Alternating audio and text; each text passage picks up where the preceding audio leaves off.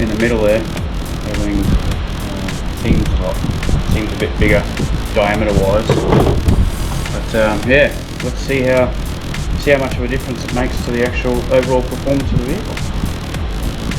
Get it on. So it's not actually touching on the fan itself.